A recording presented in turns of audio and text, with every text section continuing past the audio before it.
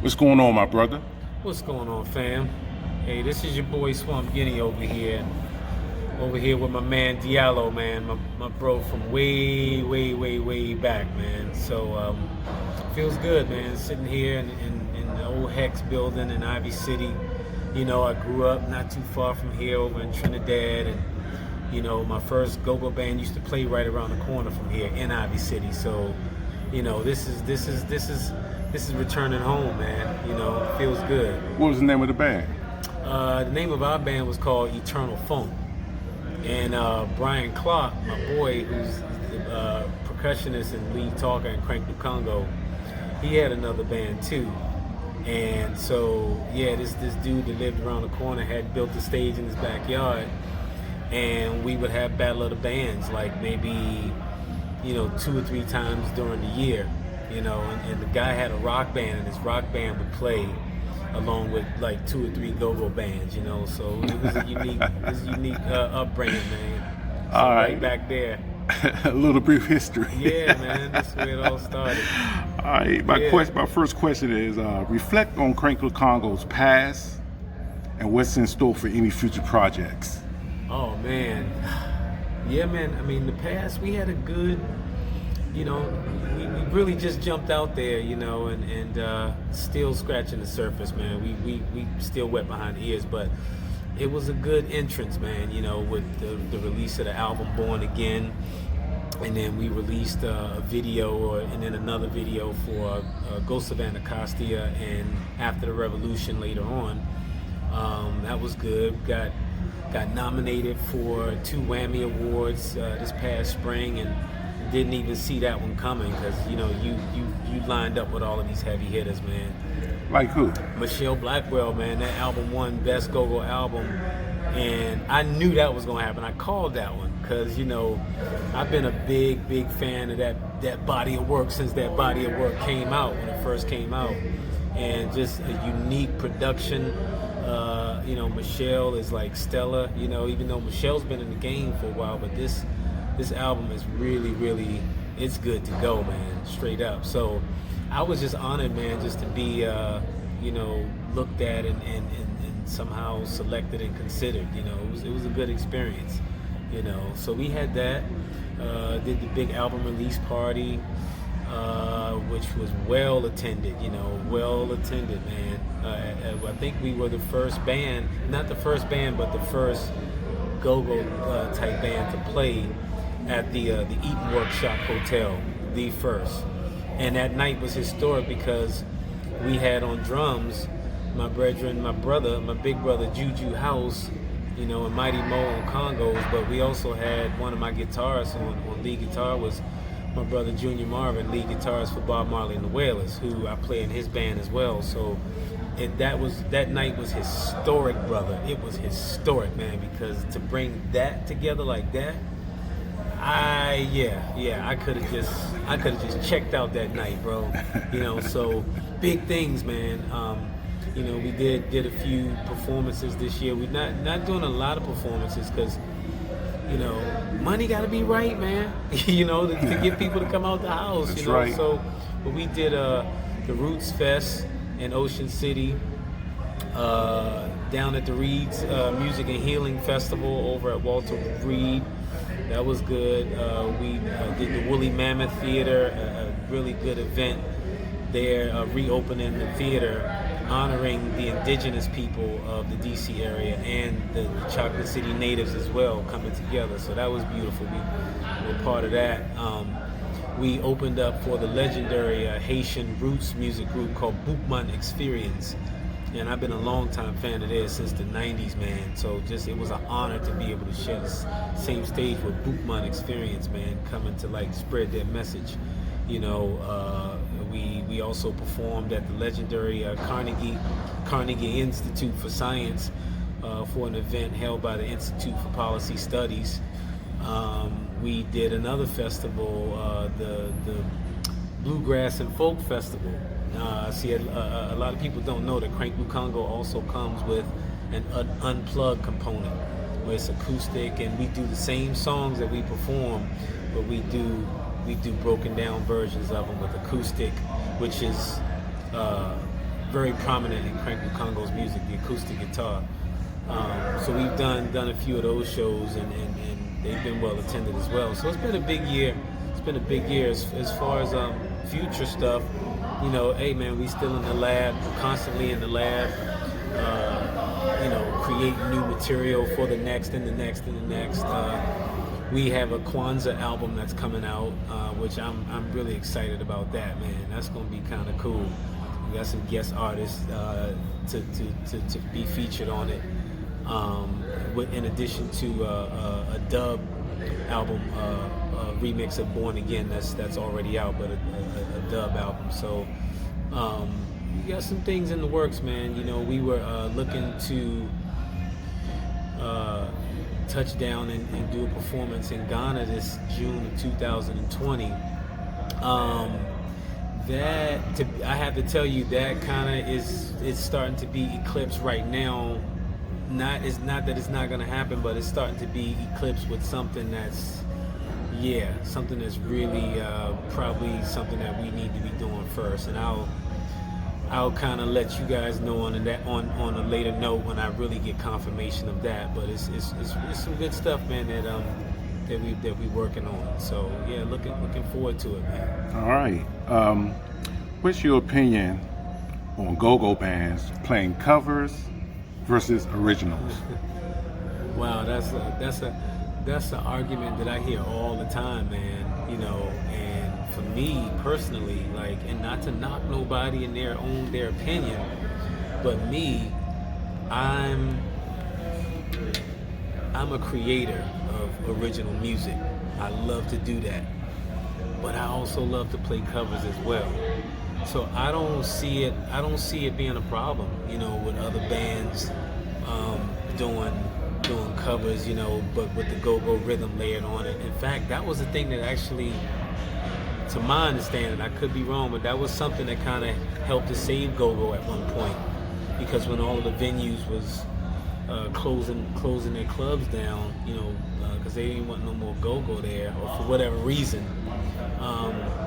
you know, some venues started allowing top 40 bands that played go-go, like Maisha and the Hip Huggers, and you know, and thus you have given the birth or the evolution of Grown and Sexy, you know, that type of thing. So, but I mean, if you look at Chuck Brown's whole repertoire, man, Chuck Brown had some originals, but Chuck Brown had a lot of covers, man. Chuck played a lot of covers, and he played them well. And a lot of us had never even heard the originals. That's the thing that I like bands to do, like play covers, but play a cover that's like completely from left field. You know, I like that. We do stuff like that, Crank Lukongo. But I don't have any issue with the bands playing covers, man. I think a lot of these cats that I see and hear, you know, that really be complaining, you know, I think we should really try to focus on like making our covers tight. Because you know, you can talk all that stuff till you blue in the face about, I mean, not our covers but our originals. You know, you can talk that stuff till you blue in the face, man, but you know, we really have to develop as songwriters and creators of original music. You know, not everybody can do that, man. That shit ain't easy. It's not as easy as it sounds, which is why a lot of musicians, top-notch musicians, don't even do that. They just play cover songs and can burn at it too. So it's, you know, it's 6 and 1/2 dozen in the other, you know. All right. What does today's current go-go need in order to succeed? Oh yeah, well, that's an easy one, I think. Well, first of all, like success should be something that you have to define what that looks like to you, you know, because not everybody's success is measured the same way. Not everybody has the same definition of success or what that looks like. So what does that look like for you? You know, sometimes success could just be like a little minor achievement, you know, and so that's what I believe, you know. So I think, you know, first you have to define what your success is and what that looks like for you, and what do you want, what do you wish to accomplish, and then just continue to to hit strides every time. And, you know, that's your success. I think too, you know, I think the GoGo movement really should. We should make a stronger effort to really support from within. You know, this right here, yeah, I don't know what this is about. You know, but if we are to evolve as a movement, as a community, as a culture, it's imperative that we support each other, man, and you know, because we're all coming up like this together, and so we need to be able to tell our stories, you know. So we have to be more unified, man, and just stop with the bullshit. You know, stop with the That's right. Stop with the fucking hating and all that That's shit, right. man. Just like, you know, you hate a motherfucker because he pissed in the sandbox when you was 3 years old. What kind of shit is that, man? You know, like, come on for that, man. We got gray hair on our faces, man. We, you know, it's just time to really see each other up. That's right. For me, it's like, if you win, then I win. I celebrate your success. I celebrate your victory, especially if it's a respectful one. You've done it right. Did it with sincerity, good heart, man. I celebrate that with you. You know, I heard Mia Moscato saying something like that too on her live the other day, and I totally felt that, sister, man. You know, like, I really feel where she's coming from, and that's where we need to get to, man. You know, that sense, that's real sense of unity, and check the bullshit at the door, because we ain't here for it. That's right. You know, so nah, we here to lift each other up, man. Yeah. All right. So we gotta do that, man. We gotta you know, just support the whole movement. All right. What's your opinion about Chuck Brown? Oh, I mean, Pops, the Godfather. I mean, dude is just, man. Chuck is just, his spirit will be forever with us, man. You know, and I was blessed to be a Chucky. I was a straight Chucky, man. I was into all the other bands too, but like, by the time I got to 11th, 12th grade, I was going to the black hole, man. You know, Chuck was there on the regular. Chuck was driving his white limo himself to the, you know, and I really like Chuck because of his song selection. You know, even you know, Chuck was smart enough to evolve his crank. You know, because Chuck always had the pocket and everything, but it was the younger bands that played on all fours and was like hitting a lot of bell patterns and things like that. And Chuck, when, you know, he had to kind of switch things around, you know, and he did that. He made those adjustments in his band, so he added that crank part layered with the zuba, you know. I mean, it was just, yeah, man. So I just remember my favorite song was Stormy Monday, and again, a cover song. You know, I remember walking wherever I would go to see Chuck, you know, and man, as soon as I would hear that, do do do do do do do do do do, I'm a downright country boy, you know, and Leroy be back there on the harmonica, wah wah wah wah wah, you know, like that right there, and then Hoochie Coochie, man, like that stuff right there really gave me goosebumps. It gave me the willies, because I was already a big fan of the other bands, but Chuck was on another level with this thing, and you know, there'll never be another. Got that right. GoGo Mickey. Man, let me tell you something. I made a comment about that brother today, you know. So Mickey, man, I don't know Mickey personally, but we know the same people, but what I do know about Mickey is when they say this dude is the GOAT, yo, believe that shit, you know, because he is a dude. I mean, I followed this cat from when he was playing congos with Reality Band before he even got with RE, and when he got with RE, it was like, you know, you could tell he was definitely a protege of Jungle Boogie. You know what I mean? Because he had that, but he had his own thing, and yeah, Mickey's just, dude is a beast, man. He puts in work, man. That dude right there is just, you know. But what I like about Mickey is his and I commented about this today, man. This cat has a very humble personality. You know what I mean? Like, you know, Mickey is just, yeah. I mean, his beast mode is right there on them Jones, man. You know what I'm saying? You know what I'm saying? Like Mickey jive quiet, man. He humble, you know. He respectful, man. But he gonna get on them Jones and he gonna bang them out, you know. And I would love to work with Mickey one day, man, as well. You know, yeah. All right, Little Benny. Oh man. Oh my God. That dude, man. Lil Benny was just ferocious, man. You know, he had so much power. What I liked about Benny is, you know, Benny had that crank too, but Benny was also, you know, he was a student of Chuck. He was a student of music, you know. And so you could hear the influences in his direction, you know.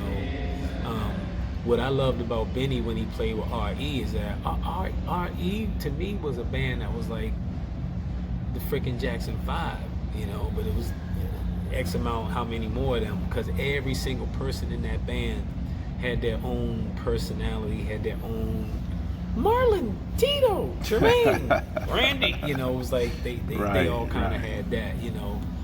So so even when Mickey joined the group, you know, after Boogie left and Mickey joined the group, it was just, he fit right in. And as the band was even evolving during that time to a whole other level, Mickey was right there, he was right on it, you know. And I'm just going back to Mickey because Mickey came at that time, but Benny was there, you know, from earlier parts on, and I really like how he and Funk and Maniac and Mike Muse, how they all kind of played off of each other, man. That was really, really big, man. And people don't give GoGo enough credit in terms of dynamics. People on the outside, this was big, man, to have these types of personalities on the front line, and how everybody is strategically placing their parts, you know. And you know, and Benny, what I loved about him is that Benny can do whatever he's doing on the vocals, and then just like, and then just step back and step back and step back and step back and play his trumpet. And so that was unique about Benny. And Benny could step, you know, he could dance. I mean, dude was just, yeah, man. And I followed him when he left RE, and he formed the Masters and started playing around, and he was building that up too, you know. And yeah, you know, he just put in a lot of hard work. I know Kato Hammond talks a lot about him too, because he had a stint with a couple of stints with Benny and the Masters, man. So he's got a unique experience that he shared in his book about that. So, you know, Benny was just that's our godson right there. All right, Big Tony from Trouble Funk. Oh man, that's one of the hardest working dudes in show business, man. Tony is all about that grind, man. He's all about that grind. Tony has transcended musicians, he's transcended people, he's transcended a lot, man. And you know, he's still there and just holding that thing together. And hard worker, because I'm telling you, man, when you go hear Trouble Funk, even to this day, man, you know, you gonna get a thump. That's you right. Get some serious thumping, man. That's right. That's all I'm saying. It's like very professional group, very professional, man. You know, just yeah, they hold it down. You know, that's actually one group that I wouldn't mind sharing the stage with them. We're gonna have to make that happen, Tony.